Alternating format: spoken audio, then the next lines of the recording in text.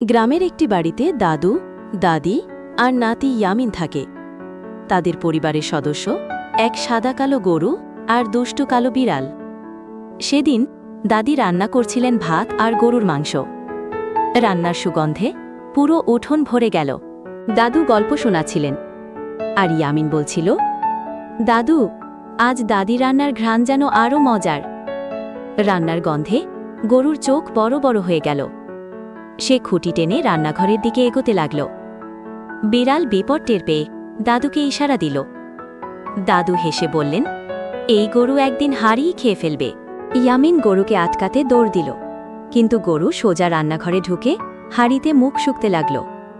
ইয়ামিন চিৎকার করল, দাদি, গরু তো সব খেয়ে ফেলবে। বিড়াল লাফিয়ে গরুর মাথায় বসল।